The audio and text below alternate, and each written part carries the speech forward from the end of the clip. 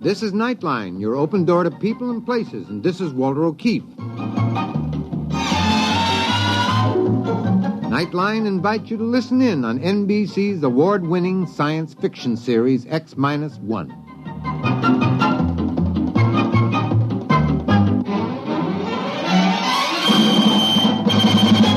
Now escape to a world of the future. Countdown for blast off. X-5, 4, 3, 2, X-1, fire.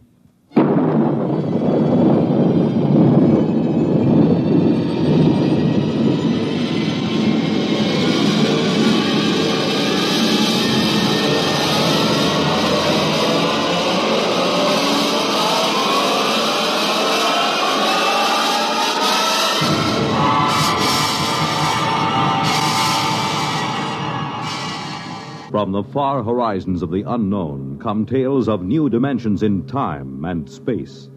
These are stories of the future, adventures in which you'll live in a million, could be years, on 1,000 maybe worlds.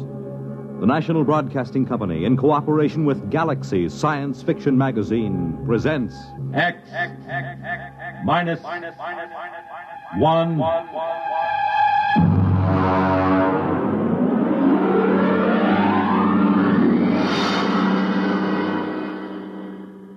Tonight, The Merchant of Venus by A.H. Phelps, Jr. But first, hear this. When they play it hot and you dig the beat, oh, life is swinging, life's complete. You make it Pabst, 'cause Pabst makes it perfect. Yes, Pabst makes it perfect. Just as we always have ever since 1844. So next time, you make it Pabst, because Pabst makes it perfect. America's Blue Ribbon beer from the Pabst Brewing Company, Milwaukee, Wisconsin. Yes, Pabst makes it perfect.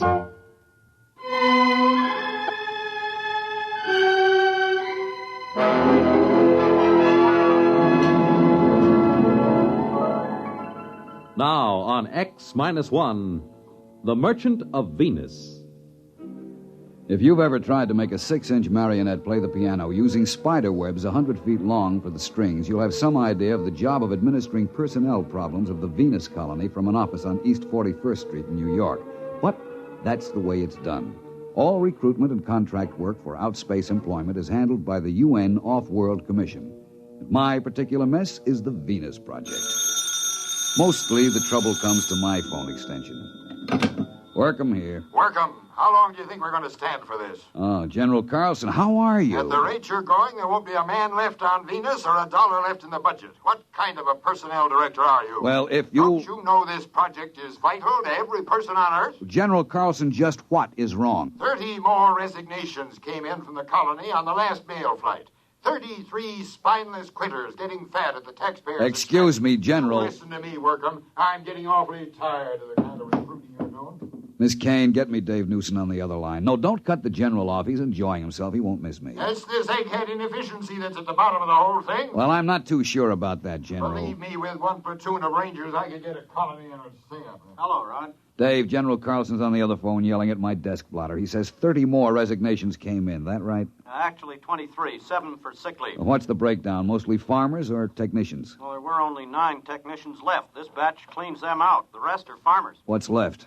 A couple of farmers, trappers, and the scientists. They seem to stick it out all right. Different contracts. They only have a 2-year hitch and then come back to Earth if they want to. Listen, meet me down at the coffee shop. No, Carlson goes down there sometimes. The saloon over on 43rd, about 10 minutes.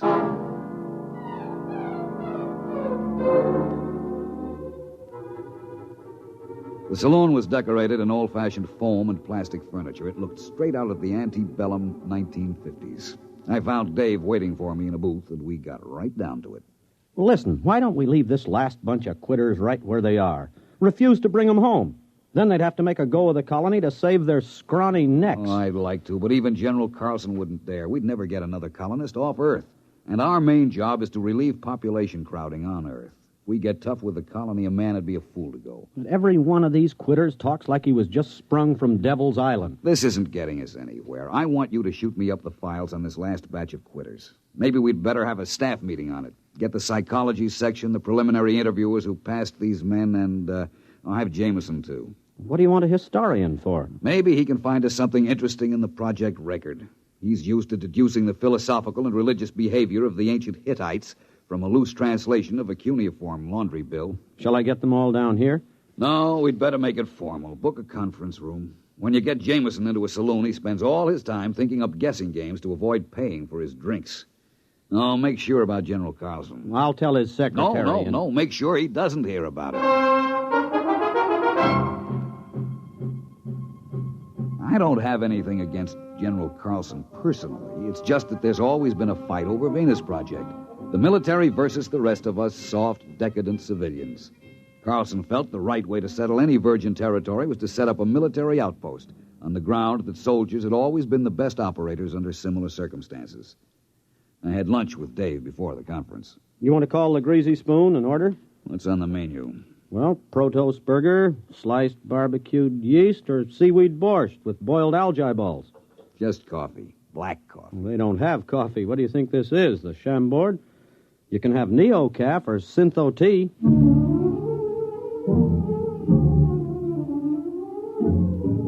And that just about sums up the problem the Earth faces. Scientific agriculture and hydroponics had gone just about as far as they could. Synthesized foods couldn't take up the slack. If the people of Earth kept on emulating the extinct rabbits, as they showed every intention of doing, we had about 30 years before we'd all be standing on each other's shoulders, chewing our fingernails for nourishment. Or rigid birth control would go into effect, with the whole attendant problem of racial tension, nationalistic wars, and bootleg conceptions.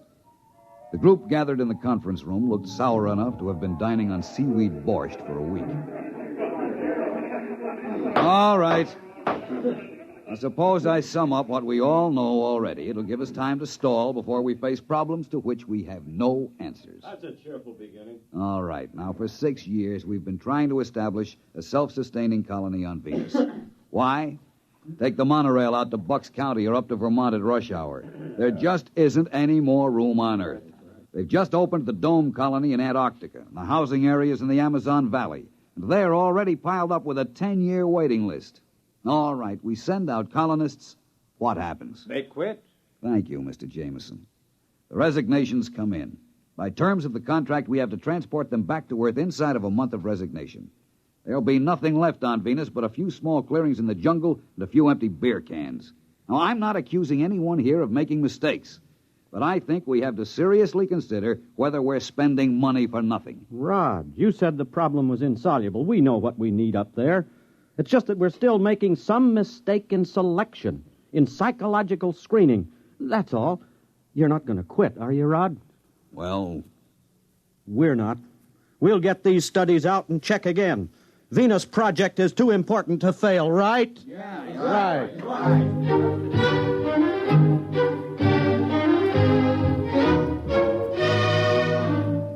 It's a cheap trick, but it always works. I talk with a heavy, heavy heart. Dave jumps in to shill like a Boy Scout. It always amazes me how a bunch of Ph.D. psychologists can get suckered into enthusiasm every time. We tried to figure out what made the settlers quit. We went into their backgrounds, their personality psych profiles. The coffee grew stale and the smoke heavy. Nothing. Look, Rod, here's what it boils down to. A man has to be unstable to want to leave Earth, but he has to be stable to stay on Venus. You need initiative and resourcefulness to make out on a new planet. But if you had it, you'd make out fine at home. You need young, healthy, vigorous, mature, older, experienced people all rolled into one. We're looking for a collection of walking paradoxes.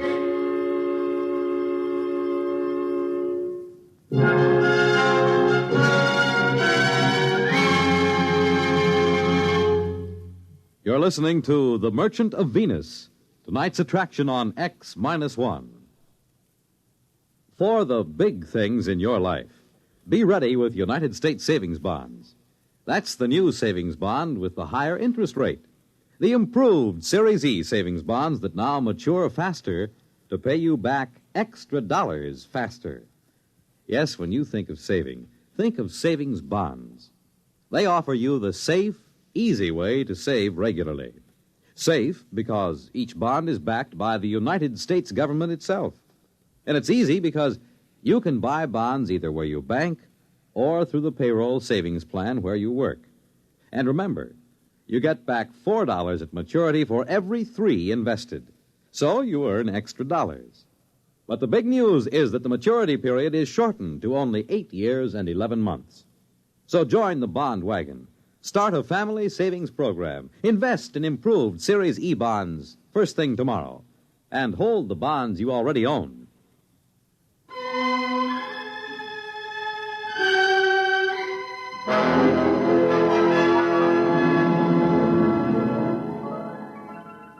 Now back to X-1 and The Merchant of Venus. We tried brainstorming on Project Venus. You know, just sit around and let the ideas seep out of your unconscious. Take kids up and bring them up on Venus under guard. Grow colonists in test tubes and ship them out wrapped in glass. Start trial colonies in the Congo. Nothing. I was mulling the conference over by myself in the saloon when Jameson dropped into a chair beside me. Hi, Rod. Oh, hello. Hey, I got a new game. I take 3 matches in my right hand and Don't you guess... bother. I'll pay for the drinks. Rod, you're taking the sport out of sponging. I see nothing amusing in being a petty con man. How about that snow job you work on the psych team every couple of weeks? You could get rich selling bogus mining stock to investigators for the SEC. There is a difference between legitimate personnel psychology. Sure. How about when you threatened to quit? Well, I'm not sure I was kidding. What would happen if you quit? Carlson would probably send a military outpost up there. Make a clearing, build a fort, maybe a town, and then he'd try to get people to come and live in it. It won't work, though. They'll want to know why the planet had to be colonized that way. Why wouldn't the civilian colonists stay? Rod, this may surprise you, but I agree with you. But not because of your fancy psych profiles and emotional mathematics. A free people will not willingly move into a military township. Rod, you a gambling man. I told you, I'll pay for the drinks. No. I mean, would you take a 50-50 chance if the colony had a chance of working out? I guess so. It's better odds than I'd give at the moment. All right. You're on. Now, wait a minute. What are you talking about? Never mind. Here, look. I take 3 matches in my right hand...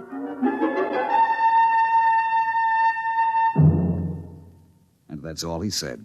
I found out a week later what was going on when I was called on the carpet by General Carlson. And as I understand it, this plan of Mr. Jameson's was smothered in your office because of professional jealousy, Mr. Jameson having no degree in psychology. Is that what he told you? Mr. Workham, I'm very busy.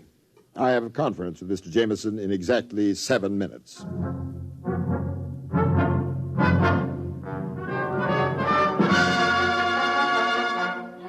I caught him later that afternoon. Now, take it easy, Rod. That's the only way I could get Old Blood and Sarsaparilla to snap at my bait.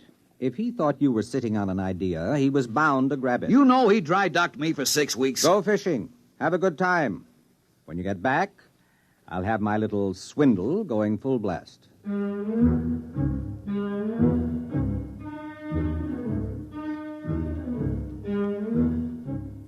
That is exactly what I did. I went fishing. When I came back to work, I had to fight to get into the building. Hey, who you pushing? I work in here. Yeah, line fucker. What do you mean? You're gonna wait your time like the rest of us. What's going on in there? What, are you kidding? This is the volunteer office. Where have you been? Volunteer for what? The Venus colony. Oh, no. That's a little office around on 43rd Street. Wake up, Bud. They moved out of that office last week. You mean all these men are volunteering? Sure. Hey, you got a bottle on you? Bottle? Anything. A little California seaweed juice, maybe. I ain't fussy. Are you a trained farmer? Do I look like a hayseed? Technician? Mechanic? Listen, Buster. That's for Marks, Rubes, Hicks. I know how to take care of myself. Let the suckers push tractors around. You sure you ain't got a shot? No. Man, I can hardly wait till I get there. The nearest saloon? Venus, man, Venus. What are you going to do when you get there? I'm gonna snake me a little climb. Then let the creds roll in. Gonna get me a year's supply of the best pre-war scotch, and I'm gonna use it up in a week. They don't pay that kind of wages at the colony. Wages? That's for square johns. I'm going out for the hot stuff. You know what I mean? Radioactives? Well, the government assays don't show enough to make it worth shipping. That's what they want you to believe. I heard they got loads of big U's so rich, You gotta wear a lead union suit to get near them. Don't you realize there's nothing but jungle up there? And insects and spores and fungus? All right. I know the story. That's to keep out suckers. Take it from me, bud. Just look around. The smart money knows the truth.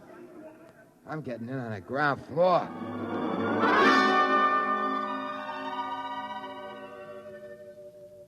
Jameson, you irresponsible idiot! Ah, Rod, how were the fish? I know what you're doing, and I won't put up with it. You've told those dupes down there they can get rich on Venus. Well, they're volunteering. And I suppose you think if you get enough of them, you'll find what you want. But have you looked at them?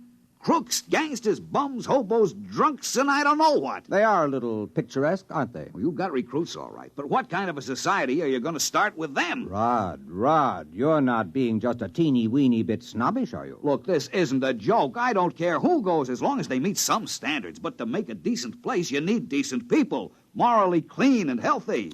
And to think this is a man I have seen playing stud poker. You've got a collection of bums and alcoholics and criminals. Probably half of them are wanted by the cops. You've got to stop.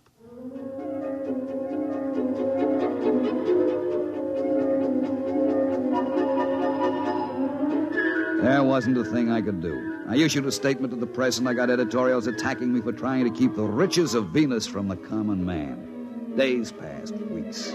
The training and screening compounds were jammed, and the transports lifted from Cocoa Base on a tight schedule, 100 men to a ship, not counting crew. People traveled miles to apply. They drifted in from every skid row around the world. And then the numbers decreased. Day by day, the get-rich-quick propaganda seemed to be losing its grip. About a year passed, and the lines had dwindled down to about a steady 5 men a day. I went through my routines in a kind of daze, horrified at the tale history would write about the society that was recruited through my office. Then one day I met a man in a lunchroom. He asked me the way to the recruiting office. We got to talking. That afternoon, I found Jameson in the saloon and cornered him. Look, I take 4 lumps of sugar in my left hand, and you try to guess which one... Never mind. It's just a little sporting proposition. I've had enough sporting propositions out of you. Jamie, I just talked to a recruit. How democratic of you. I'm not kidding. He was an engineer who tossed up a good job to go out to the colony. How nice. I did a little more checking. They've changed. There are farmers with their families, school teachers, lawyers, doctors, and then 2 ex-colonists applied yesterday to go back. Guess which hand holds Listen, there is on the bar a pre-war bottle of scotch at $25 an ounce. I will buy you the whole bottle for an explanation. Oh, well, wait till I put the sugar back in the bowl. Jamie, how did you do it? Were we so far wrong with our charts and psychomath? Actually, you told me how to do it. Remember you said if there was a recently pioneered society around for you to test, you could set up your standards? Well, all you needed to do was duplicate the kind of person who settled America, or Australia, or California. As an historian, I knew what they were like, and I knew what brought them. So I put out the same bait. In a pig's eye, you did. How about freedom of religion, freedom from oppression? That had something to do with settling America, didn't it? Isn't that what brought people to this country? I saw that cesspool full of tramps you started with. If there was a Tom Paine or a Ben Franklin among them, I'll eat a whole Rorschach series 1 ink blot at a time. Rod, you are no historian. Franklin was born here. Paine didn't come over in the first wave. Pioneers are not necessarily young, healthy, or moral. America wasn't founded only by pilgrims. They were actually a minority. We were settled by promoters, bonded servants, British convicts, pickpockets, thieves, French and Spanish pirates. They came here for gold or to beat a hangman's rope. That's the kind of person who settles a new land. Misfits, drunkards, fugitives from justice. Too sick in mind or body to make a go of it where they are. But what kind of society will they make out of it? What kind did the sweepings of Newgate make out of America? After a while, they stop shooting each other down in the streets, and civilization catches up with them. For one thing, they get married. And it's amazing what a civilizing influence a wife is. Won't they be a little sore? After all, you just worked the greatest hoax since... Since the immigrants came to America because they heard the streets were paved with gold. Well, I'll be going along myself soon. You? Yep. Now that they've got a colony going up there, they'll be making history. And besides, I understand there's a wide-open gambling saloon at New Abilene on the Neo-Texas Peninsula. I'm anxious to try my luck on the wheel. I wonder if that pre-war bottle of scotch will stand the acceleration.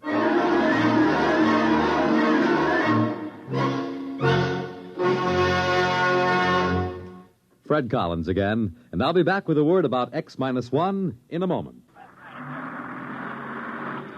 This is Bob Haynes speaking to you from somewhere in the Caribbean. I am aboard a UDT personnel landing craft. That's the Underwater Demolitions Team. We are right now on our way out to rendezvous with United States submarine Sea Lion. Monitor took you there. Some men go over Niagara Falls in a barrel. Some people sit on top of flagpoles. But we have a man by the name of Raja Phillips from India who is buried alive right in the center of a furniture store here in Owensboro, Kentucky. And Monitor took you there. Big events, little events, offbeat events, comedy, music, news, and sports. They're all part of the top variety of entertainment Monitor brings you all weekend long. This is Frank Blair inviting you to join us on Monitor every weekend and Friday nights, too, on most of these NBC stations. You have just heard X-1, presented by the National Broadcasting Company in cooperation with Galaxy Science Fiction Magazine.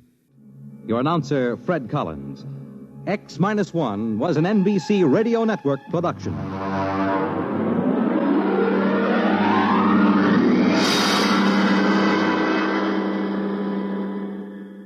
There's excitement in the air at night, and Nightline brings it to you.